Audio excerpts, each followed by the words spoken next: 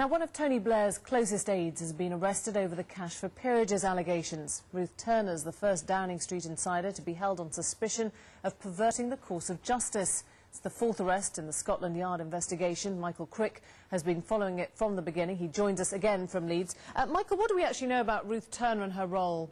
Well, she's a pretty senior Downing Street aide on the political side. She's officially called the Director of Government Relations, but effectively she is the gatekeeper to Tony Blair, deciding who gets to see him and who doesn't. She's been in post since after the last election in May 2005, and she's one of three senior Downing Street aides who've been the focus of considerable interest by the police. The other two are Jonathan Powell, Tony Blair's Chief of Staff, and John McTernan, his Director of Political Relations. There have been some accusations tonight. The police have been pretty heavy-handed in this arrest. What do we understand they were trying to do here? Well, Miss Turner's friends are complaining that they didn't have to go round to her house at 6:30 in the morning with 4 officers and knock on the door and arrest her. They could have simply just rung her up and said, look, there's a few more questions we want to ask. Can you nip down to the police station?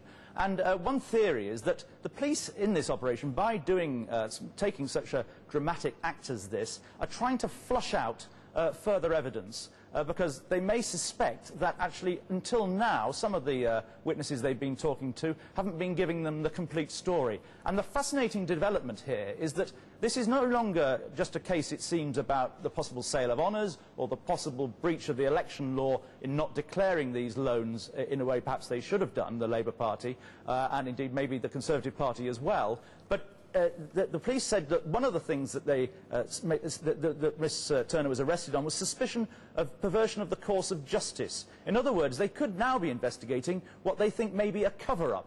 And so often, historically, in political scandals, we find in the end it's not the original thing that somebody did that is the problem, it's the attempt to cover it up. And I suppose the Watergate scandal in America 30 years ago is perhaps the most glaring example of that. And all this, of course, will mean further delays. Is it likely that Tony Blair will be long gone for office by the time they reach the end of these investigations? I think so. I mean, the police were talking a couple of months ago about submitting their report to the Crown Prosecution Service by the end of January. That's now out of the question. This whole question of perversion of the course of justice is obviously going to take more time. Even when the report's gone in, the CPS will have to think about it. They'll want to consult lawyers. They may get back to the police, ask more questions. It could take months and months and months. And I think it's pretty unlikely, unless Tony Blair prolongs his period of office much longer than we're expecting, I think it's pretty unlikely that if there are going to be charges, it will be while Tony Blair is still Prime Minister. Michael, thanks.